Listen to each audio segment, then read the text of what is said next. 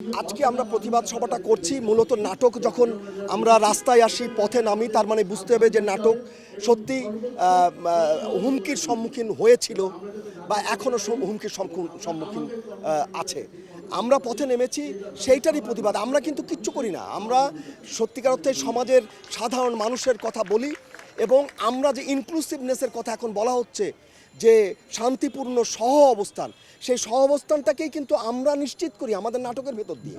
সেই সহ অবস্থানে নাটক যদি আক্রমণের শিকার হয় তবে আমি মনে করি সবচেয়ে বেশি ক্ষতিগ্রস্ত হবে সাধারণ মানুষ এবং এই সমগ্র সমাজ। আমরা সেইটাই চেষ্টা করছি যে আমরা সত্যিকার অর্থে আপনাদের জন্য কাজ করি, দেশের মানুষের জন্য কাজ করি। আমাদেরকে আক্রমণ করে সত্যিকার অর্থেই দেশের ক্ষতি করবেন না।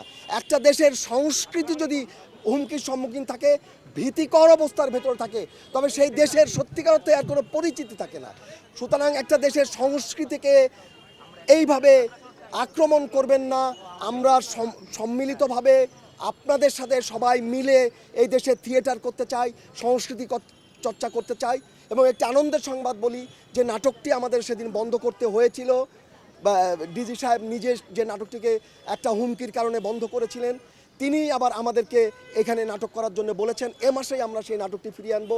নিত্যপুরাণ নাটক আপনারা জানেন মাঝপথে বন্ধ করতে হয়েছিল, সেই নাটকটি আবারও এই মঞ্চে খুব শীঘ্রই আসছে। আমি তো সবসময় চাই যেখানে মাত্র 0.01% বাজেট এই সংস্কৃতিতে দেওয়া হয়।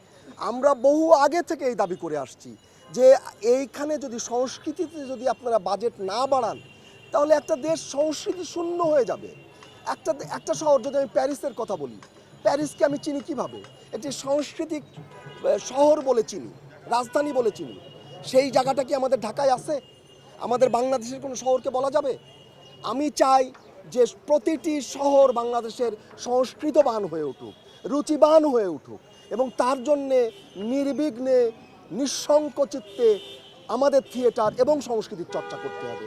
এটাই আমাদের দাবি যে আমাদের সংস্কৃতি, আমাদের থিয়েটারে যেন কোনো ধরনের হামলা হুমকি না আসে।